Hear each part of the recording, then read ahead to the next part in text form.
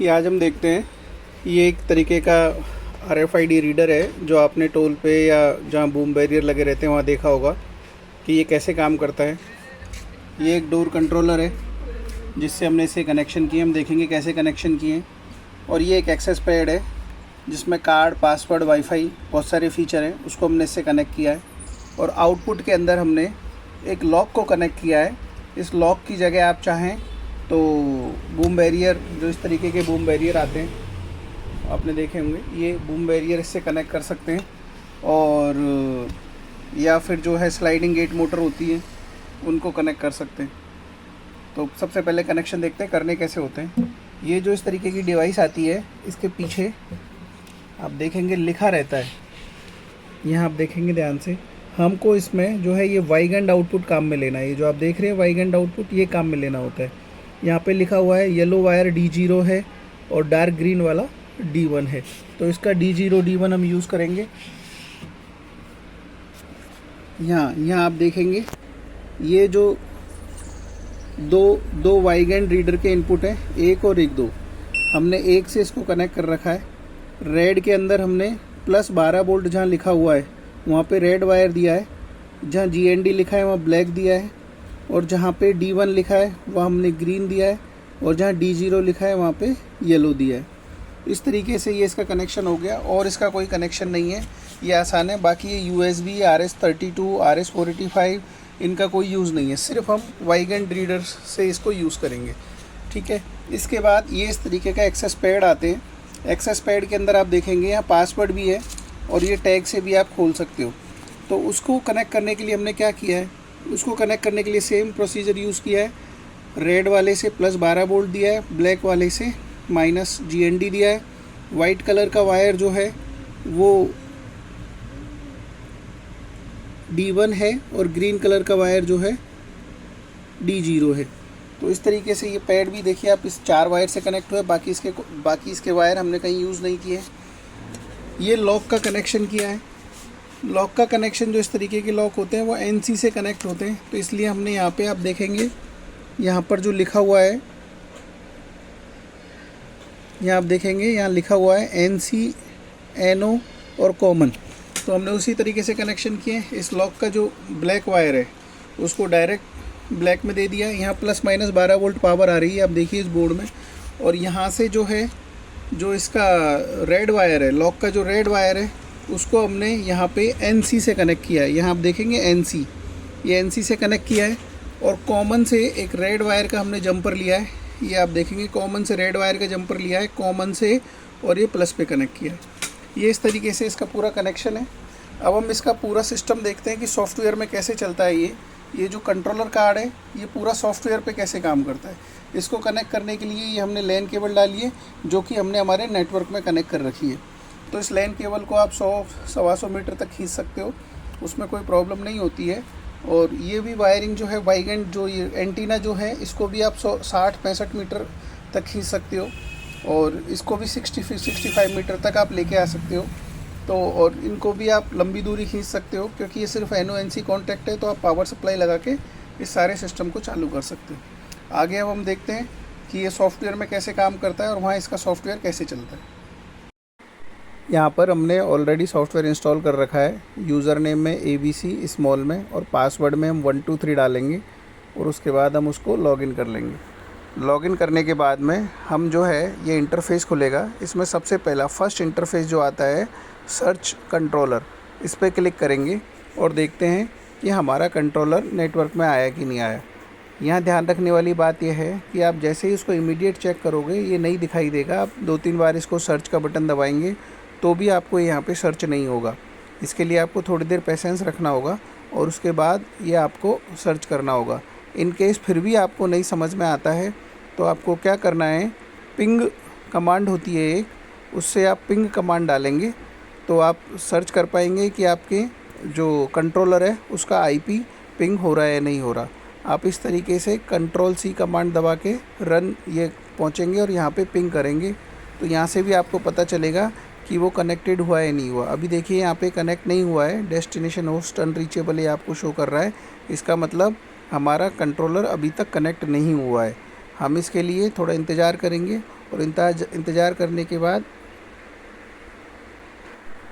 यहाँ हम देखेंगे कि ये जो है सर्च करने से यहाँ उसका आईपी और उसका सीरियल नंबर और ये सब आ चुका है। और यहाँ हमें ध्यान रखना है कि यहाँ जो ये डिटेल आई है वो करेक्ट है। इसको यहाँ हम ओके कर देंगे। ओके करने के बाद में वापस से हम जो है इस पैनल को क्लोज़ करेंगे। क्लोज़ करके हम कंट्रोलर में क्लिक करेंगे, कॉन्फ़िगरेशन के अंदर कंट्रोलर में। और यहाँ हम चूँकि हमने यहाँ पहले से ये ऐड कर रखा था तो यहाँ हमें इसका सीरियल नंबर डालने की ज़रूरत नहीं पड़ी। देखिए मैं एडिट का बटन आपको दबा के दिखाता हूँ कि क्या इन्फॉर्मेशन थी तो हमें डालनी पड़ती थी। यहाँ जो सीरियल नंबर आप देख रहे हो ये उस कंट्रोलर के ऊपर लिखा हुआ आता है, तो ये आपको यहाँ पे जो उसके ऊपर लिखा हुआ है वो सीरियल नंबर डालना है। ये नहीं डालोगे तो काम नहीं करेगा। और यहाँ से हम जोन बना सकते हैं ताकि किस जोन में, जैसे सपोज़ करो मैं जयपुर में मानसरोवर में किसी बैंक में या किसी बिंग में या किसी टावर में इसको इंस्टॉल करना है, तो अभी जैसे हम यहाँ एक जोन बना के दिखाते हैं आपको कि अभी हम यहाँ जयपुर 1 करके एक जोन बनाते हैं, जयपुर 2, और उसके बाद में इसके अंदर एक सब ब्रांच बनाते हैं।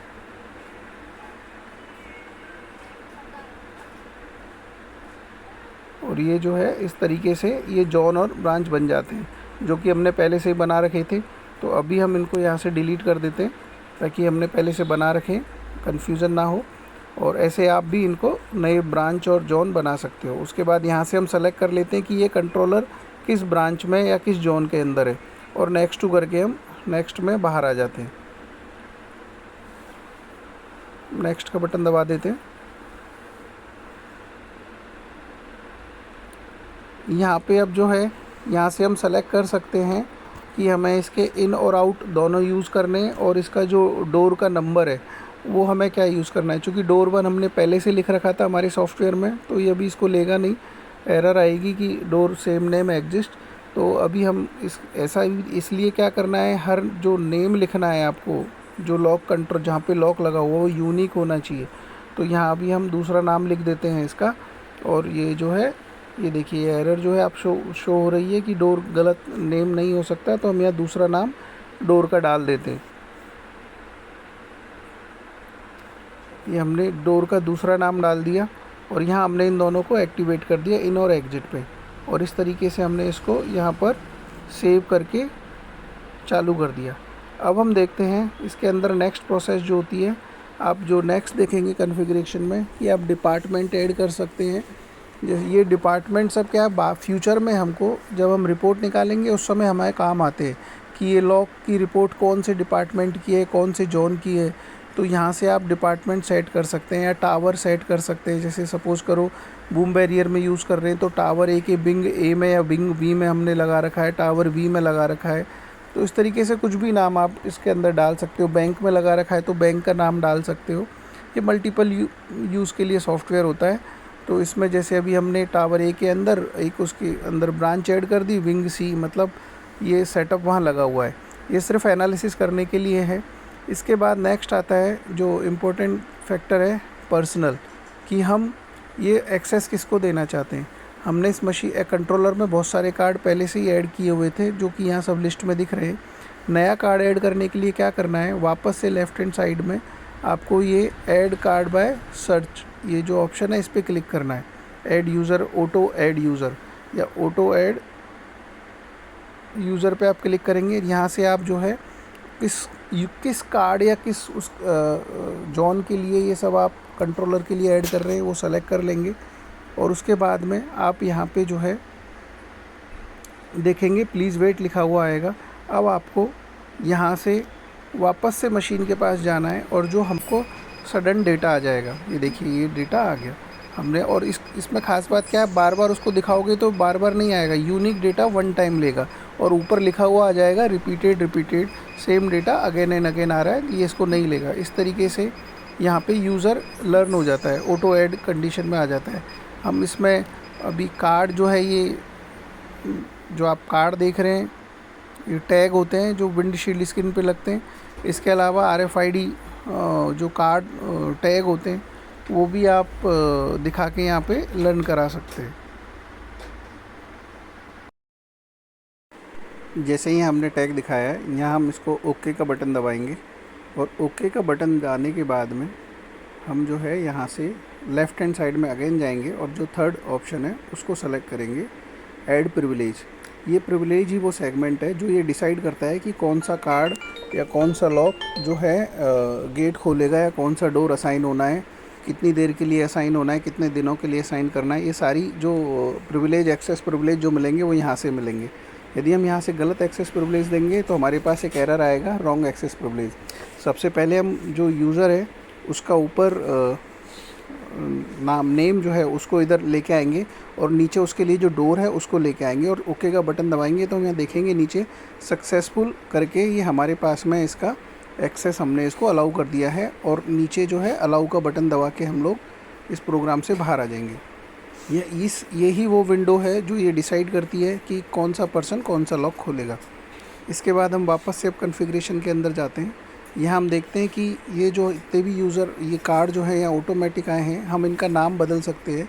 जो भी हमें नाम लिखना है वो लिख सकते हैं। जैसे अभी हम इस कार्ड को जो है एक पर्सन का नाम लेके और उसकी गाड़ी नंबर असाइन कर देते हैं कि RJ14 जो भी कोई गाड़ी है 4567 ऐसा करके कुछ भी नाम डाल देते हैं, डमी नाम, ताकि हमें पता रहेगा जब हम इनकी रिपोर्ट निकालेंगे तो हमें मालूम रहेगा कि ये गाड़ी कितनी बार इस रीडर से स्कैन होके आई थी। और उसको जो है यदि कोई फ़ोटो भी डालना है तो आप उस गाड़ी का फ़ोटो डाल दीजिए। चूँकि अभी मेरे पास कोई फ़ोटो नहीं है लाइब्रेरी मेरे डॉक्यूमेंट में, तो वो मैं अभी नहीं डाल रहा हूँ। आप यहाँ से इसका फ़ोटो डाल सकते हैं और जब आप फ़ोटो डालेंगे तो आपको फ़ोटो सहित दिखाई देगा कि ये पर्सन है और ये है। उसके बाद नीचे जो है आपने जो याद होगा हमने जॉन और डिपार्टमेंट वो सब बनाए थे, तो वो यहाँ से हम डिपार्टमेंट जो है यहाँ से असाइन करते हैं कि ये किस डिपार्टमेंट का है। वो डिपार्टमेंट, टावर, विंग कुछ भी हो सकता है जैसा कि मैंने पहले बताया था। और इसके नीचे आप देखेंगे कि यहाँ पर जो है आपको इसमें एक्सेस का ड्यूरेशन दिया हुआ है कि कितने दिन से कितने दिन अलाउ करना है। और मोर डिटेल आप डालनी है तो मोर दबा के उसमें जा सकते हैं। तो इस तरीके से यहाँ नाम सेट कर सकते हैं। कार्ड हमने पहले रीड किया, फिर उसके बाद प्रिविलेज दिया और फिर उस पर्सन का डिटेल किया। डिटेल, नाम, एड्रेस जो भी है वो सब लिख दिया। यहाँ देखेंगे वो पर्सन अपने पास यहाँ पे ऐड होके आ चुका है। यहाँ हम जब एक्सेस प्रिविलेज में इसमें आते हैं तो यहाँ हम देखते हैं डोर टेस्ट 1 के अंदर यूज़र ID 7 शिव कुमार और ये कार्ड ID उसका जो है आ रखा है। अब हमें यहाँ जो कॉन्फ़िगरेशन में ऑपरेशन में जाके हम एक बार चेक करते हैं मॉनिटर के ऊपर कि ये हमारा जो है चालू हुआ कि नहीं हुआ। उसके लिए हमने ये राइट क्लिक किया और मॉनिटर पे, यहाँ देखिए मॉनिटर का बटन दबाया और मॉनिटर पे स्क्रीन हमारी शुरू हो गई। यहाँ आपको एक प्रॉब्लम के बारे में बताते हैं। हमने क्या किया था, जब कार्ड शो किया था तो उस एक्सेस प्रिविलेज को अपलोड नहीं किया था डोर के ऊपर। उसका नतीजा ये हुआ कि जब भी अब हम इसको कार्ड दिखा रहे हैं तो ये हमको इस तरीके की ऑरेंज कलर के अंदर एरर मैसेज शो कर रहा है कि no privilege. No privilege means हमने इस कार्ड को ऐड तो कर रखा है लेकिन इस डोर के लिए कोई एक्सेस प्रिविलेज नहीं दे रखा है। तो उस प्रॉब्लम को सॉल्व करने के लिए हमें क्या करना पड़ेगा, हम यहाँ से मॉनिटरिंग बंद कर देते हैं और जो है वापस से बैक जाते हैं एक्सेस प्रिविलेज के अंदर। और एक्सेस प्रिविलेज के अंदर जाने के बाद में हम लोग जो है इसमें ऊपर आप देखेंगे बहुत सारे ऑप्शन मिलेंगे। एडिट यूज़र, एक बार हम ये यूज़र को चेक कर लेते हैं तो यहाँ से हमको कुछ करेक्शन मिलेंगे, लेकिन यहाँ नहीं है। वो आपको जो सॉल्यूशन है वो मिलेगा चेंज प्रिविलेज में जाके। आपको वापस से चेंज प्रिविलेज में जाना है, यहाँ से चेंज एक्सेस प्रिविलेज में जाना है, यूज़र को सेलेक्ट करना है। यूज़र को सेलेक्ट करके अगेन जैसे ड्रॉप डाउन हमने पिछली बार किया था वैसे ही करना है। इधर से डोर को करना है और यहाँ पे हमको अभी अलाउ, अपडेट एंड अलाउ करना है। Allow and update, upload, allow and upload, ये हमको यहाँ पे करना है। सिर्फ अलाउ करने से काम नहीं चलेगा, हमको अपलोड भी करना है। हो सकता है यहाँ पे आपको एक एरर आए, लेकिन उस एरर से डरना नहीं है। ये एरर को ओके करने के बाद में आप वापस से अलाउ कर दीजिए। First allow and upload and then जो है आपको अलाउ करना है। तो नीचे ग्रीन कलर का वो आ जाएगा सक्सेस।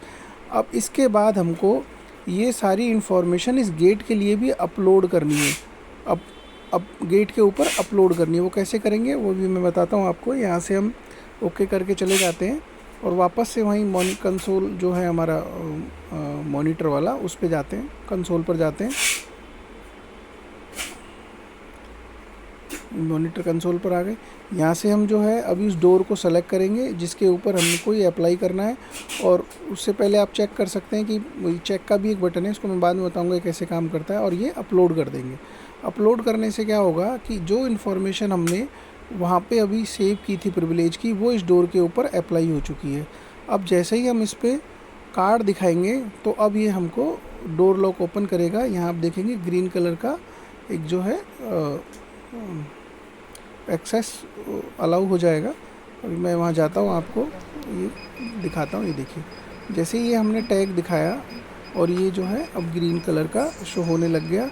और यहाँ आप अभी साइड में जो ये विंडो आ रही है राइट हैंड बॉटम में, यहाँ आप देखेंगे तो यहाँ पे टाइम और कार्ड टाइप स्वाइप ये दोनों लिखा आ रहा है, कब ये स्वैप हुआ, और ये टाइम भी लिखा आ रहा है और स्वाइप की कंडीशन भी लिखी आ रही है।